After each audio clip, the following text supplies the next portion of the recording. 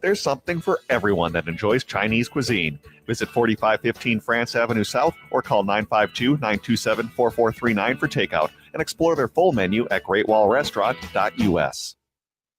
Portions of the following program may be pre-recorded.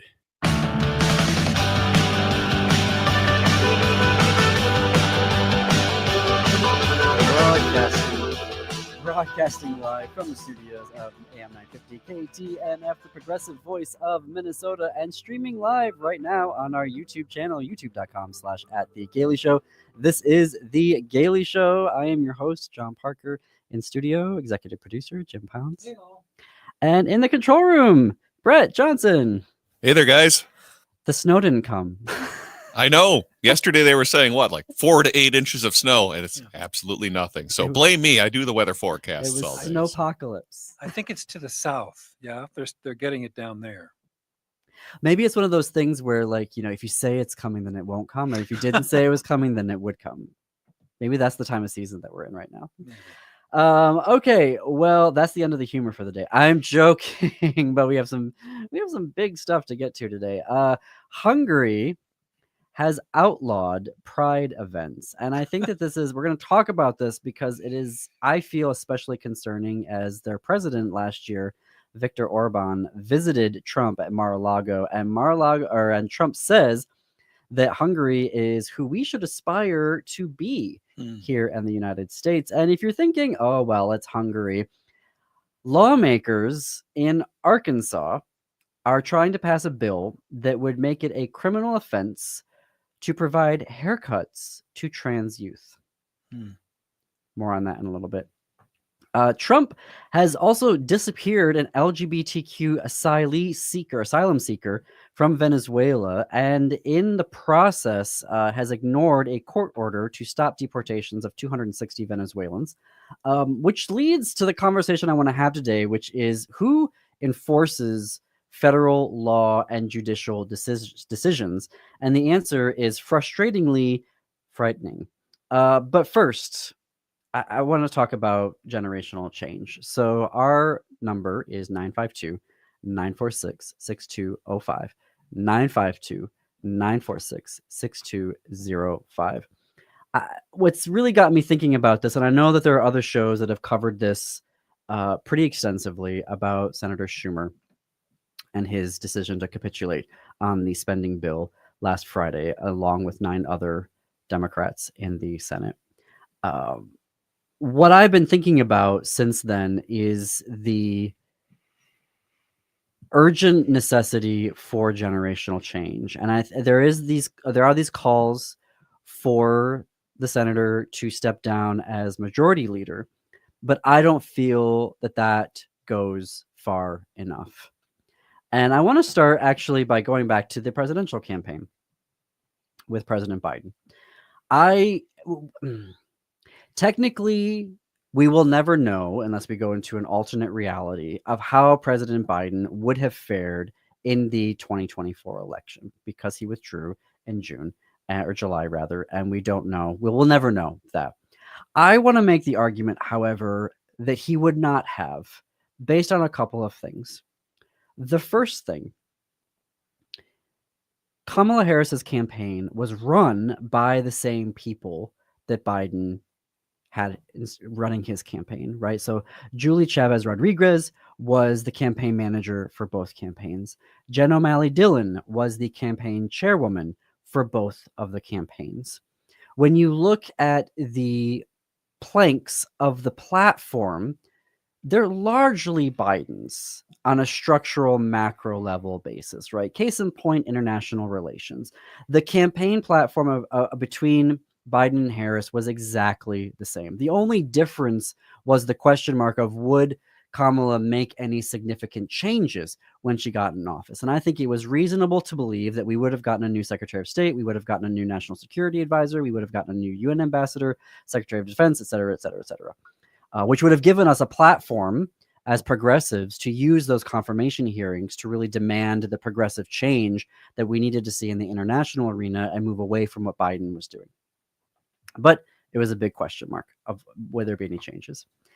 Where she did make some additional things that were her own in the campaign were around domestic economic issues. So the credits for the small businesses, we're talking about housing. These were economic things that were not being addressed, sort of kitchen table is what they called them, right? Kitchen table issues that were not being addressed sufficiently by the Biden campaign.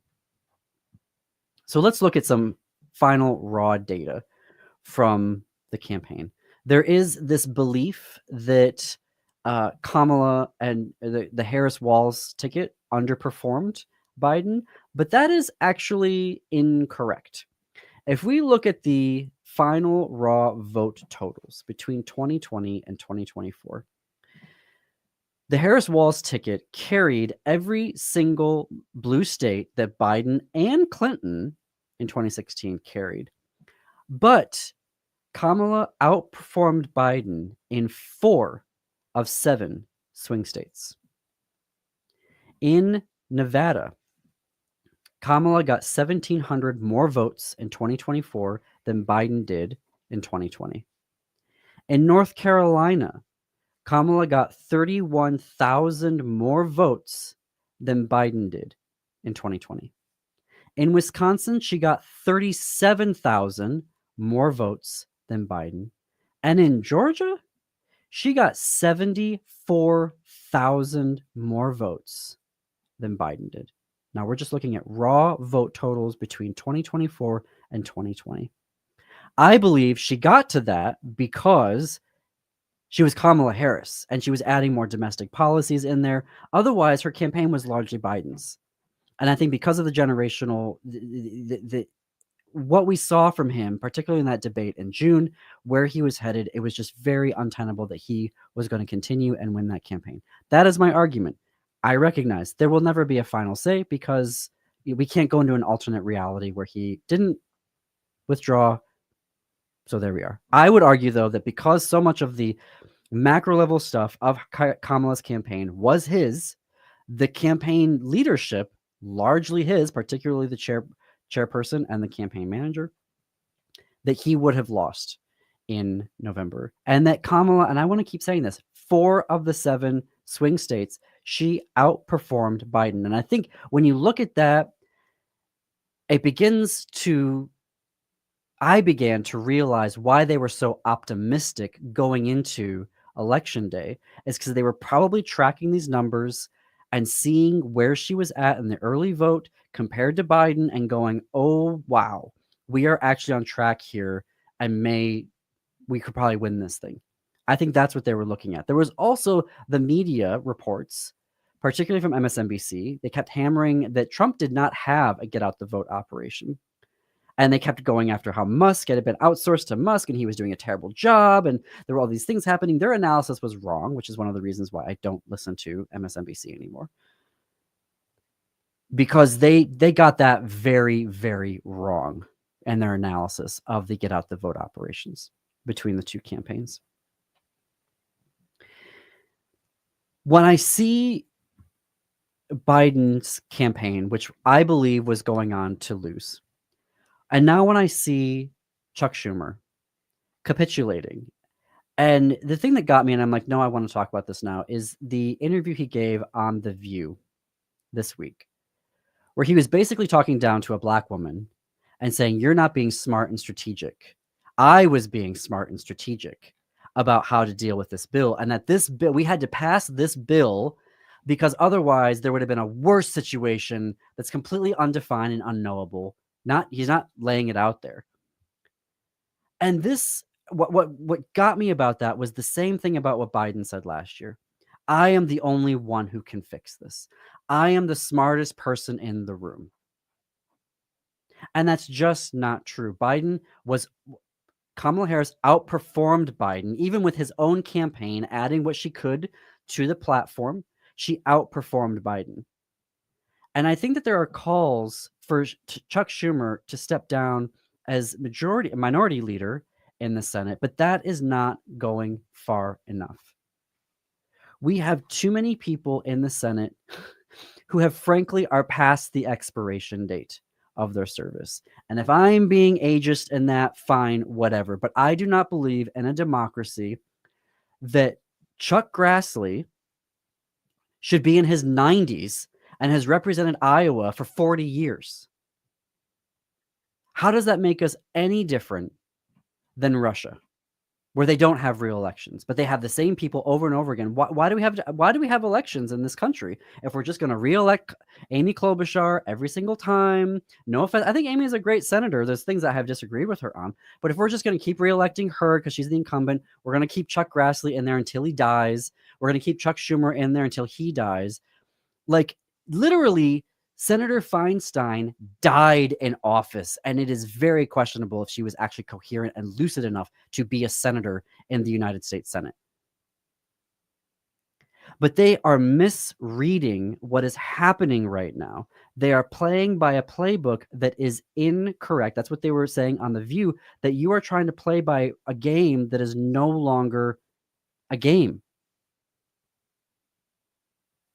And if we don't change this, we are not going to have an effective response in 2028. And I wish that I wish that we could have had Christopher Kane on with us today. We had been promising that he was supposed to join us. He has an amazing profile of Representative Garcia out of California, a gay representative.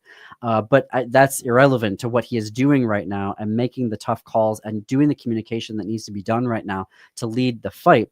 Unfortunately, Christopher is under the weather pretty significantly. Couldn't come on the show today, so we wish him well. Well, we hope he gets better real soon, and we will have him back on next week to talk about this really fantastic profile.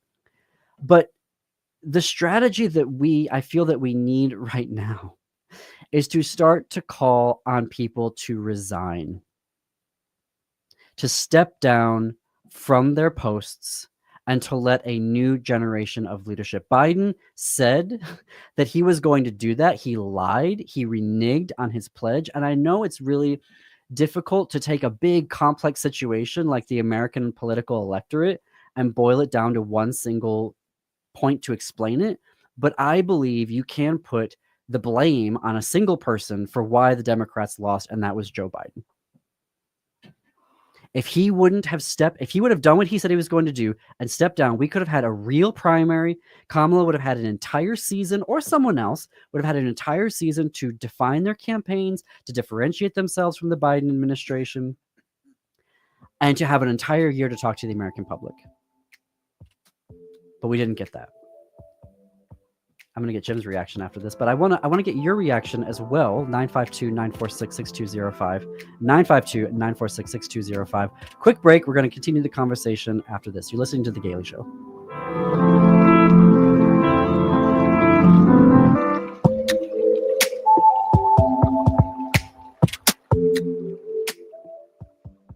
Hi, I'm Bruce Klopfleisch. Join me every Sunday at 5 p.m. for Politics Matters. We'll talk about how civics, politics, and law affect you by highlighting a different topic each week. On this week's show, we cover part of the 14th Amendment to the Constitution, cover some legal cases that Trump is losing bigly in federal court, and more criticism of Chuck Schumer. Tune in Sundays at 5 p.m. for Politics Matters with Bruce Klopfleisch to discover why government and civics matter, and podcast the show anytime on your favorite app. Hey, Twin Cities, ready to turn your side hustle into a main hustle? Struggling to grow your business or find the capital you need? We've got the solution. Join us for the Capital Readiness Summit, April 10 through 12 at the Wilder Foundation in St. Paul. This two-day event is packed with hands-on workshops and powerful networking opportunities. Meet local investors, connect with national resources, and build relationships that could take you years to find on your own. This is your chance to level up your business and join the thriving small business ecosystem. But don't wait, this event sells out every year. Act now. Grab your ticket today at www.connectupmn.org. Flexible payment options are available. Follow us on YouTube, Instagram, and LinkedIn for the latest updates and discount codes. Don't miss the Capital Readiness Summit. Your next big move starts here. You may not think of it, but winter is a great time to take care of those exterior home projects. This is Chad, owner of AM 950 for Snap Construction. Most people wait until the warmer months for their exterior home projects, but labor costs are actually lowest in the winter. And that's true for the contractor I trust, Snap Construction. Arguably the most well-reviewed exterior contractor and insulation contractor in the metro. Are you noticing ice dams on your house, or is your furnace constantly running and you're still not comfortable? In addition to your exterior home projects, winter is also a great time to get your insulation checked with a free energy audit from Snap Construction. The average cost to upgrade your insulation is oftentimes less than a new furnace. Plus, there are rebates available from your energy provider when you upgrade your insulation. As always, Snap Construction stands by their work with a lifetime craftsmanship warranty. So don't wait for prices to rise in the warmer months. Get a free estimate now by calling 612-333-SNAP, 612-333-SNAP, or go to snapconstruction.com. Some days I feel so down I can barely get out of bed. Is this depression? I feel so tense and worried all the time. Is this anxiety? Check up on your mental health. Take an online mental health screening at mentalhealthmn.org. Mental Health Minnesota has online mental health screenings, resources, support, and connections to treatment and crisis services. All anonymous, confidential, free of charge, and open 7 days a week. Mental Health Minnesota is here for you. mentalhealthmn.org. Sponsored by Mental Health Minnesota, the Minnesota Broadcasters Association, and this station.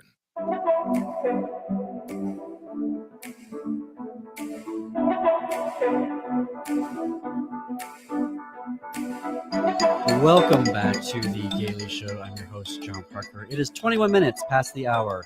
Our call-in number, 952-946-6205, 952-946-6205. Based off of what we were talking about in the first break, I want to continue here. The need for generational change. And I think that there are folks in the Senate who have been there for so long that their entire concept of how this country should work is still operating from the 1980s and the 1990s. Because frankly, a lot of them were voted in originally back then, some in the 70s. And when you look at the argument can be, well, look at, Bernie Sanders. Bernie Sanders, he's in his 80s, and look, he's out there. He's saying the right thing. Yes, I love Bernie. I voted for Bernie in both of the primaries. I would have loved to have seen a President Sanders. Absolutely 100%. Bernie has been fighting this fight. The way that he's approaching this is exactly how he's approached. It's the reason why he's an independent and caucuses with the Democrats, right? The frame of reference of the world that he is using right now is exactly what he's been doing from a very long time. So that is why he's able to run immediately to Kansas, to Iowa, to Wisconsin, to Michigan, and to have these town halls and to say, hey, what's happening now is very, very wrong, because he's been fighting this fight from a very specific political model for a very, very long time. Chuck Schumer has not been doing that. And a lot of the folks in the Senate do not understand that as well. And I think for us, we need to get our house in order, in the sense that we need to ask for generational change. More senators need to be stepping down. We need to be having primaries coming up here this fall, leading into 2028. And I want to read something. I'm going to read one more thing, Jim, and then I'm going to throw it over to you. This is from Patrick Nathan, who is an author that we featured here on the show. He has a book called Image Control: Social Media, Fascism, and the Dismantling of Democracy. Must read if you want to understand what's happening, how social media is used to promote fascism on a structural level. But he has a really interesting Substack called Entertainment Weekly, and Weekly spelled Weakly. And in this week's essay or piece that he posted, he said, with few exceptions, our opposition party, the Democratic Party, refuses to grant its voters and donors the dignity of the truth. What's worse, the tenor of their lies makes supporting them feel like sacrifice or a chore. Meanwhile, the lies Republicans tell are exalting, exciting, easy to understand. Through lying, they invite you to participate in something great, whereas Democrats invite you to quietly sit down and respect the process, which is what Chuck Schumer is doing here. We need to have that generational change. Jim, your thoughts? Well, this is one of these times when I disagree with almost everything you said, because I think the premise is wrong. And that is, we are in the situation we're in because of two things that I can identify. One, 7 million of our supporters, people we thought who were our supporters, didn't show up in 2024. That appears to be true. Not in the, as you say, maybe 3 swing states that was true, and not in 4, whatever the situation was. But nationally, we were down 6.9 million votes. So that's one of the reasons we're sitting in a bucket at the bottom with no water in it. So we couldn't be less powerful nationally. That's one truth. Another truth is that the person in the White House is not a patriot, is not a person that believes in this country. And he managed to get a lot of people, and I believe he's working at the behest of Vladimir Putin to harm this country, and he's doing it successfully. Musk has a different motivation. So we're not dealing with two opposing political views who want to, one wants to lower taxes, one wants to raise taxes, whatever. It's not the kind of usual discourse that, like you say, Chuck Schumer is used to. This is somebody that is trying to wreck the federal government, is very happy to harm tens of millions of Americans, killing them if that's what happens. It's not like he's out there doing that deliberately, but this is somebody who is anti-American. And a lot of people voted for him because they thought the system was broken. But in truth, what was broken is late stage capitalism. It's late stage capitalism and the greed that fuels it that's killing and will kill, I believe, millions of Americans, not the government. The government has its problems. The question is about generational change. So generational change in and of itself means nothing unless there are tactics that will come out of that generational change. I believe in having a law that says you shouldn't serve in the United States Supreme Court past the age of 70. So age limits, that makes sense to me. I'm not a huge fan of saying you can't serve more than X number of terms, but I do think when you reach 70, thank you for your service. And maybe in all public life, you're done. I think that would ensure some of what you're saying. But somebody that replaces Chuck Schumer in this weak, horrible situation we find ourselves in with a man that hates the United States of America is, unless they are willing to employ really radical and potentially dangerous tactics to change the dynamic, because we have no power right now. I'm not sure that I'm not sure that that AOC point would be able to change. That point is well taken, the but dynamic. I do believe that's the next step of what I'm. Yes. I think that what you're asking for is actually being proposed by folks like AOC, by folks like Representative Garcia, by folks like why can't I remember names today? From Florida, who you mean going to Republican districts and holding public things? Yes, but I think that there needs the leadership that we need, the policies and the fight that we need is not coming from the generation of senators that are there, because they still think this is the 1990s. And the folks that are not being allowed to have leadership positions, the folks who have the fight that we need right now, are the younger generations. That's a hypothetical. It's not a hypothetical. Representative Garcia, AOC. Versus the practical of saying, what would they practically do? Representative Garcia. I like this tactic of going into Republican districts and saying, hey, if they're cowards, not voting for a bill that is absolute garbage. But if Schumer is right, and he certainly gets the ins and outs of that, would the outcome, if they had not approved that bill, been worse? I believe the people in power right now will destroy this country fundamentally if given the opportunity, and that we're not really having a political discussion.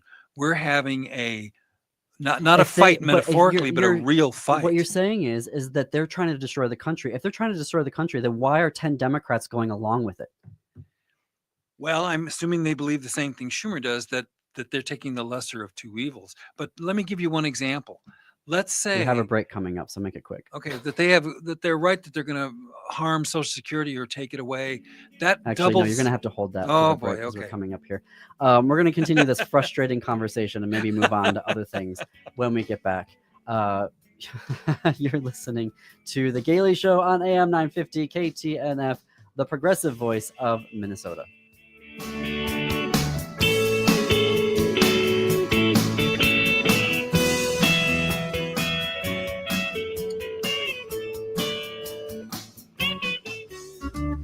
Cafe Latte offers made-from-scratch soups, salads, sandwiches, and mouth-watering desserts.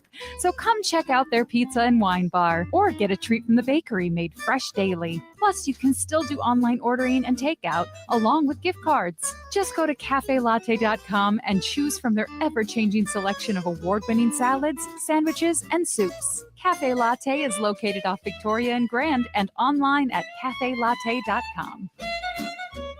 Hello, Minnesota. This is Tom Hartman, and you can catch me every weekday from 11 to 2 right here on AM 950, the progressive voice of Minnesota. It's smart radio for smart people.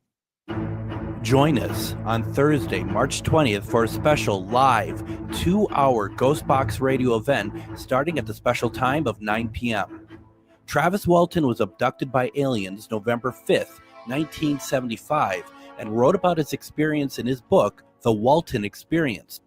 I felt like I was dying. And this is what really fueled the panic when I finally laid eyes on these creatures. They came around the table and the three of them were coming towards me. And I just grabbed something from behind me and started swinging it at them. The book was later made into the 1993 film Fire in the Sky. Travis Walton, along with Jennifer Stein, director of the film, Travis Walton the Movie, will join me for this special 2-hour live interview along with questions from callers. Join us for the live Travis Walton Ghostbox Radio 2-hour special, Thursday, March 20th at the special time of 9 p.m. You're listening to AM 950, the progressive voice of Minnesota. With Donald Trump in office, blue cities like Minneapolis have a real opportunity to show what effective Democratic governance looks like. But we need the right leaders. 90% of the time, the DFL-endorsed city council candidate wins in November. That's why the caucus matters. It's your chance to decide what kind of Democrat represents our party. Minneapolis needs leaders focused on safety, affordability, and opportunity, proving blue cities can be a model for Democrats. Yet, only 2% of registered voters participate, and often their views don't reflect the majority of Democrats. But they show up because they know it's the most important way to support their candidate. This year on April 8th, be part of the change you want in your city and party. Don't let this opportunity pass you by. If you care about public safety, city leadership, and the future of Minneapolis, you need to be at the caucuses. Visit WeLoveMPLS.org today to learn how easy it is to caucus. Show up, speak out, take action. Paid for by We Love Minneapolis, not authorized by any candidate or candidates committee. With your AM 950 weather, I'm Brett Johnson. Look for cloudy skies today with a high near 42. Tonight, partly cloudy with a low around 26. And Thursday, sunny with a high near 49. Celebrate 15 years of Matt McNeil's Progressive Voice on AM 950. Join us Sunday, March 30th at the Crooner Supper Club for a special dinner event featuring a live conversation with Nancy Nelson interviewing Matt, plus heartfelt video tributes. Get your tickets now at am950radio.com. That's am950radio.com.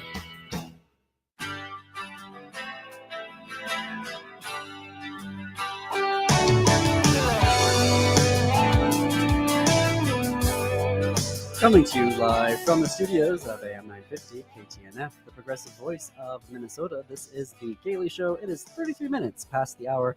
I'm your host, John Parker. In studio with me is executive producer. Our call-in number, 952-946-6205, 952-946-6205. Here is the question that I have then.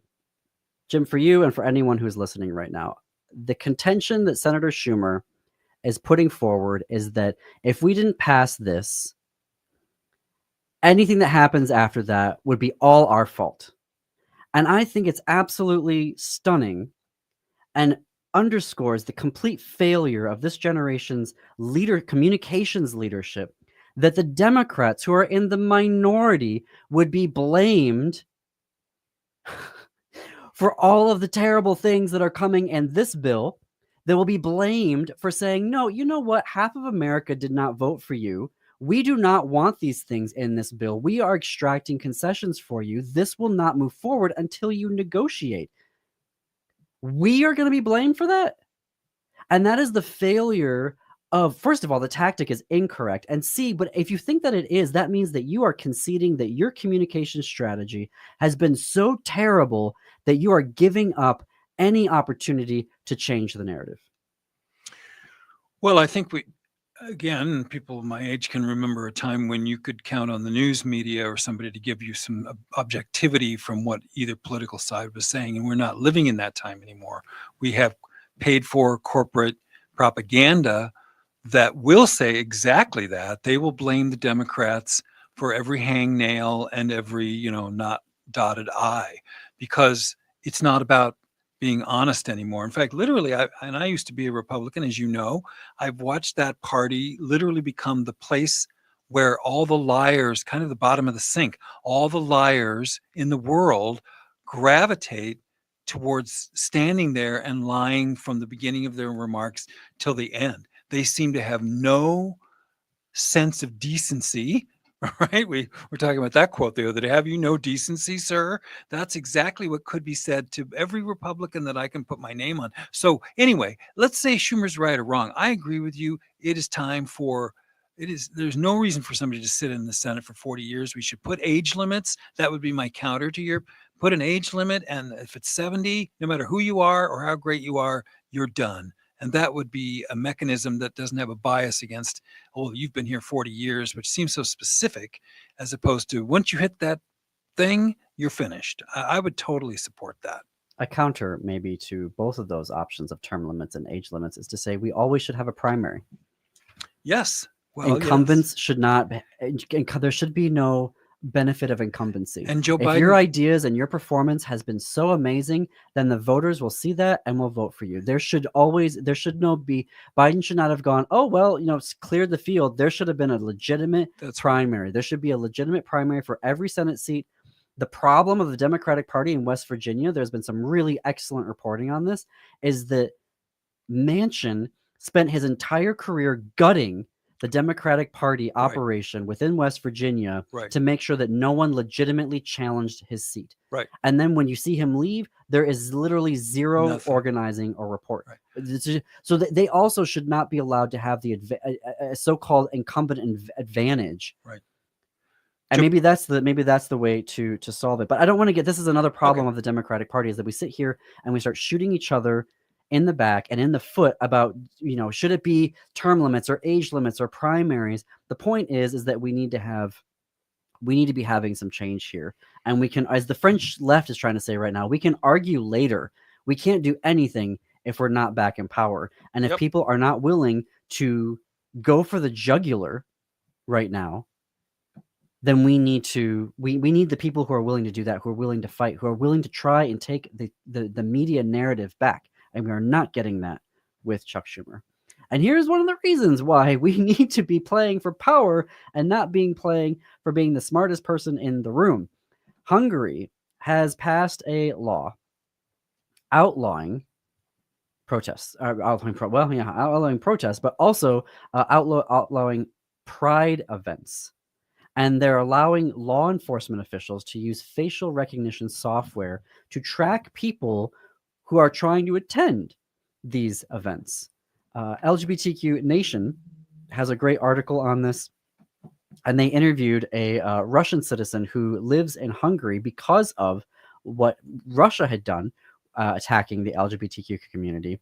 And this individual, Yevgeny Belikov, said it's quite terrifying, to be honest, because we had the same in Russia. It was building up step by step, and I feel like that is what's going on here in Hungary. I just only hope that there will be more resistance like this in Hungary, because in Russia, we didn't resist on time, and now it is too late. Right. I don't even understand how Hungary can do this and still be part of the European Union. Like the European Union, this is a free speech issue, and this is what we see happening here in the United States, which is we are losing our free speech rights on a daily basis. First in the LGBTQ community, but once you get it here, there is no stopping them from going from every other community. Again, it's that incrementalism, step by step by step. They try to get rid of this. And I think that we need to be on guard, because this isn't just a Hungarian thing anymore. Orban, the president of Russia, coming to Mar-a-Lago, palling around with Trump saying that we need to be more like Hungary. And here exactly is where we see us being more like Hungary. Arkansas, a bill introduced by Republican lawmakers called the Vulnerable Youth Protection Act that would criminalize anything that could be seen as helping to transition a child. So helping them go through gender affirmation if they're trans or gender nonconforming, which includes haircuts. And that's included in the reporting, that if a stylist was to give a trans child a haircut that aligns with their gender identity, they could be sued for a minimum of $10,000 and up to $10 million, depending on what it is that has been helping that child transition. Right. Anti-humanism, that's the Republican Party. They hate them some humans, that's for sure. So it is happening on all fronts. But here's another thing of why the generational change. There have been over 500 anti-LGBTQ bills introduced in state legislatures in March 19th, since January 1st. Over 500. This is just the latest of what they are trying to do. And all of this is them going, yeah, this is free speech. We want to give religious exemptions to, wedding cake bakers, that they don't have to serve LGBTQ couples and make, wedding cakes for them, or have to create wedding websites for them. Oh, by the way, we're going to pass a law that makes it illegal for somebody to give a haircut to a trans kid. Right. Well, here's my issue about the generational thing. Because young people in 2024 dropped by 11% participation previously, one thing that young people need to do, and this is 18 to 29-year-olds, they have been a fickle demographic. If somebody could somehow generate enthusiasm amongst young people where they were always there and always supporting, and that's going to be an octogenarian. Well, I think what's your? I don't see what the point of that is. Whoever can motivate young people. I don't care if it's a 6-year-old. If you can motivate 18 to 29-year-olds to show up at every election and participate, that would guarantee us, 20% more wins than we currently get, because they're there sometimes and then they're not there the next time, then they are there that time. So that's something that I don't know what to do about that. What do you do? Make video games illegal? I don't know. What do you do to make sure that young people show up at these elections? I don't know why they do, and I don't know why they don't. But you're saying that's the solution, young people. But I would say they need to be more interested. But how are we have allowed to help them be there more are interested folks- in politics? There are folks that want to have that conversation, but they are not allowed to have leadership positions to engage in that, because the Schumers of the world, the Feinsteins of the world, refuse to step down. Yep. Well, like I say, age limits does that, and it doesn't discriminate. It doesn't say it's just you or just that one. It doesn't matter what party. It doesn't matter how long you've been there. It doesn't matter. It simply says you've reached the line where thank you for your service, and it would ensure a much younger, line of people working there, because the average would come down quite a bit, wouldn't it? It seems to me. But anyway, I love what you and I both want is change. To fight, I totally agree, and we're going to need to get off the defensive and start putting the fight to them. Like taking my suggestion on that you've heard before is take away the tax exempt status of the Mormon Church, the Church of Scientology, the Jehovah's Witnesses. Take away their tax exempt status, put them on the defensive, and watch them literally spin into the ground. We need to start putting some hand grenades in their lunch basket, because they're very good at doing that to us, and we constantly respond to it. I think we need to get ahead of that and have somebody who's a fighter, who's our Che Guevara, if you will, and is willing to fight a lot of different ways, and is fearless. We need somebody who's fearless. I wouldn't call Chuck Schumer fearless, but he's not the only one. There's a lot of sort of stay the course people in positions of power, and that's not serving us well, because we are now just about ready to get pushed off the cliff. We're very close to that. And so we do need to fight more than metaphorically, I believe. Well, and we see they with all of this hyper focus on the LGBTQ community and the idea that it's a democratic issue is the thing that boggles my mind, because the New York Times, who I absolutely loathe, the New York Times and Ipsos put out a poll, and they said earlier this year, and it said only 4% of Americans believe that LGBTQ issues should be top of mind for legislators. I can tell you, as a queer person, looking back over the past 30 decades, 30 decades. Well, yeah, actually 30 decades. LGBTQ issues are not top of mind for the Democratic Party. No, they are not. I would agree. But they are top of mind for Republicans. But all the they think Republicans are never held accountable for that. And when I bring up that poll, is that the New York Times then used it to try to stab the Democratic Party by saying, you all are too obsessed with the LGBTQ community. You're out of step with the rest of the country. Right. Why are we trying to pass bills making it illegal to provide haircuts to queer youth? Well, these are people that are not, that's not a leader. That's a very small, self-loathing person. And we've had that conversation before. The Republicans aren't recruiting leaders anymore. They're not even recruiting people that have any education. They're literally finding somebody in a trailer park and saying, hey, you run for state representative. And you can see it. You can see it in the way they talk about issues, how just utterly embarrassing they are. It's not like they're making a cogent argument. They have the sort of equivalency of somebody that, is a comic book reader or like a 12-year-old. But this is something of that generational change.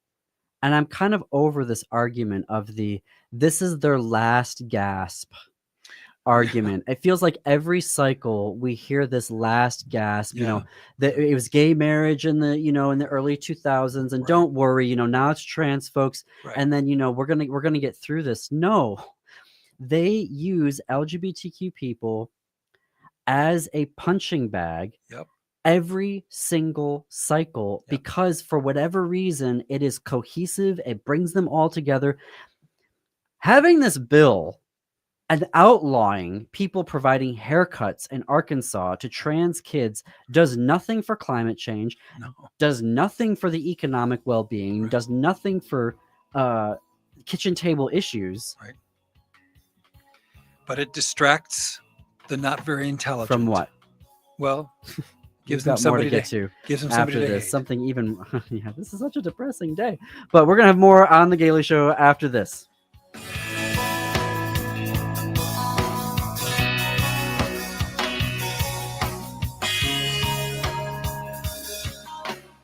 Hey, it's Tom. Minnesotans take pride in protecting our lakes, trees, and natural beauty, and now we have a chance to do even more. The state is committed to 100% renewable energy by 2040, and by switching to all-energy solar, you can help make that goal a reality. Solar works in Minnesota year-round. Now is the time to act. Some federal rebates could disappear with changes in the federal government, so don't miss out. All Energy Solar was named Minnesota's best gold winner in 2024 and recognized as a top solar contractor by Solar Power World. Go solar and break free from rising energy costs. Generate your own power and reduce your carbon footprint. Join All Energy Solar's free webinar on March 25th at 6 p.m. or March 27th at noon to learn how. Get a step-by-step guide, ask questions, and see if solar is right for you. Register now at allenergysolar.com/webinar. The future is renewable. The choice is yours. Stop paying the utility company and start producing your own clean energy with All Energy Solar. Get a free consultation today at allenergysolar.com.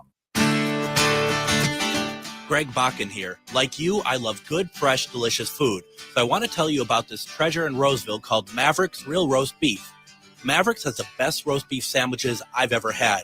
Made fresh every order. Add fries or onion rings dropped in the fryer when ordered, and you have a winning combination. Maverick's Real Roast Beef has a lot more than roast beef, so check out their website, mavericksbeef.com, or check out their restaurant on Lexington in Roseville. Hi, I'm Philip Anthony, host of the Downright Upright Show, airing right here on AM 950 radio, Saturdays at 5 p.m. Join me as I dive into captivating conversations with people from all walks of life. As a proud member of the LGBTQ community, I celebrate diversity and beyond with unique stories that make us fantabulous. Please join me every Saturday at 5 p.m. or wherever you listen to podcasts. Hi, I'm Bruce Klopfleisch. Join me every Sunday at 5 p.m. for Politics Matters. We'll talk about how civics, politics, and law affect you by highlighting a different topic each week. On this week's show, we cover part of the 14th Amendment to the Constitution, cover some legal cases that Trump is losing bigly in federal court, and more criticism of Chuck Schumer. Tune in Sundays at 5 p.m. for Politics Matters with Bruce Klopfleisch to discover why government and civics matter. And podcast the show anytime on your favorite app. Turn to Auto Technical with your vehicle donation. We have families waiting for a car. You know, over 85% of unemployed are successful in finding and keeping a job if they have dependable transportation. A car plus a job equals a life changed. 612-919-5526. We have families waiting for a car. 919-5526 or autotech.org.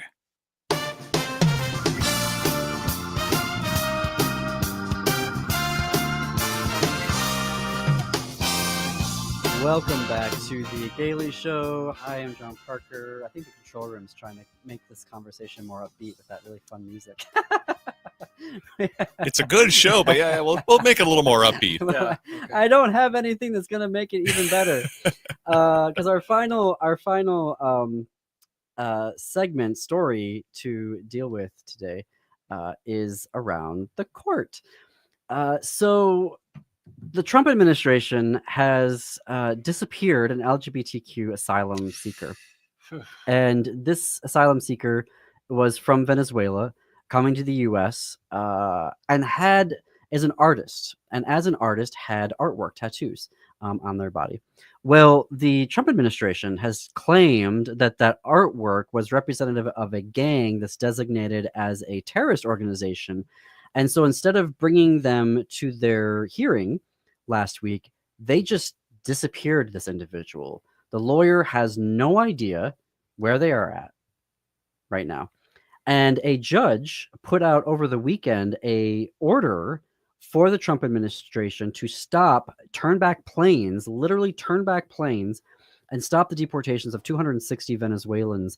And instead, the Trump administration said, this is a lefty lunatic, that's almost a quote, lunatic lawyer. We're not going to do what he wants. This judge should be impeached. And this to me is where I feel like the courts are not going to save us, because he's basically said, I am ignoring this order. And, you know, I find it absolutely hilarious that the Chief Justice Roberts on the Supreme Court, the man who has literally given him godlike powers, has basically said, oh no, you cannot, we do not impeach judges. It's like, oh, now you need to limit the powers of the executive. Oh, great. When you could have done that in your rulings, no, you gave him all the power. And now you're like, no. You're not supposed to actually use it. Okay. This is the other thing for me and I guess the theme of today is, I am so desperate for a fight. Like, I do not want to go on social media. I don't care about social media. Like, yes, I'm going to vote. And yes, we're going to use this show to help people learn how to vote and know why they need to be voting. And we talk about that participation in democracy, obviously. But there is a whole movement of people like me, and I know you've been doing this longer than I have, Jim, about being a queer person in this country. But there's a whole movement right now of people that are ready for a fighter or a group, the squad. And you see it with Bernie Sanders going to these town halls and having them be standing room only. And I want to see a fighter and be part of that movement right now. Because part of this other thing, of this case that scares the bejesus out of me, is when you look this up, according to uscourts.gov, the branch of government at the federal level who is in charge of enforcing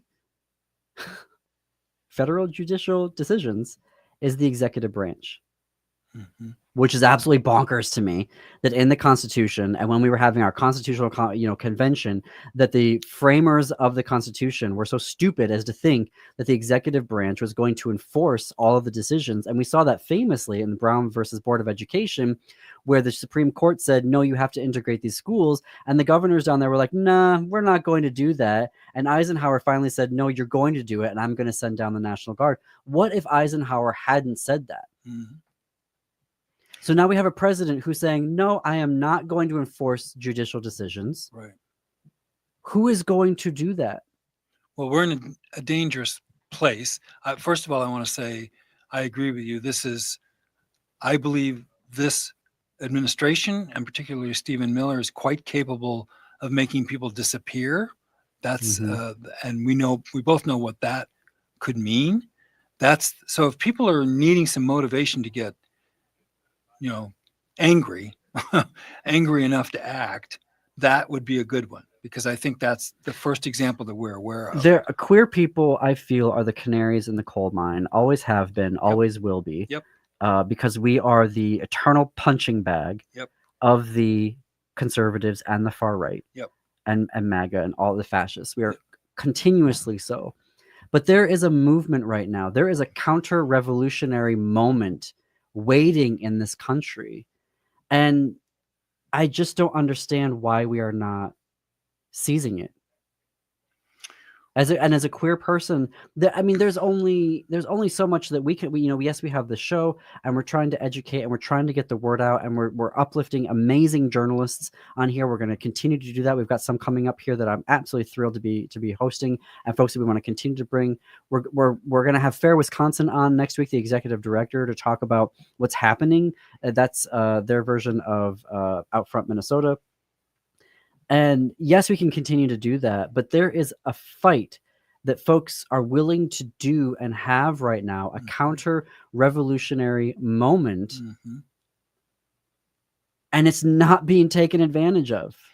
Well, not yet, but I think the pressure in the pot is boiling, and I think it's building, and I think we're going to get some relief if things go well on April 1st, and I think they will.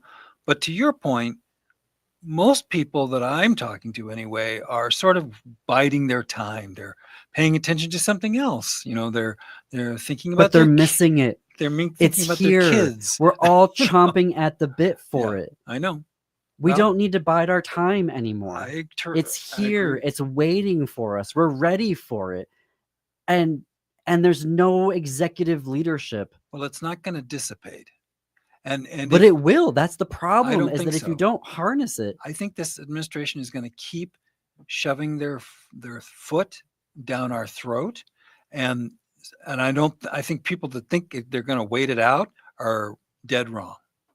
Well, obviously, we're going to keep continuing this conversation. Tomorrow, we have a really great Thinking Queerly episode for you.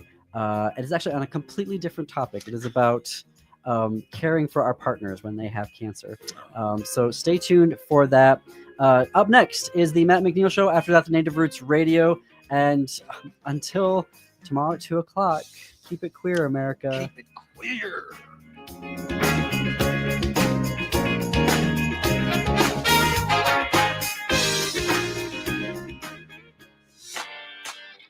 Tune in this Saturday morning right here on AM 950 for the Gardening with Joy and Holly radio show from 7 to 8 a.m.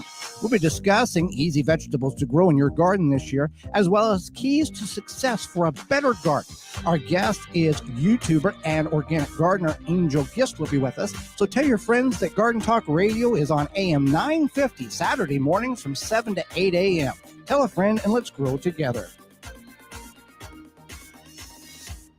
Hi, this is Paul Metza, host of the Wall of Power Radio Hour. We have been on the air on AM 950 for 10 years. We feature cool people from all walks of life in all 50 states. We've had musicians, politicians,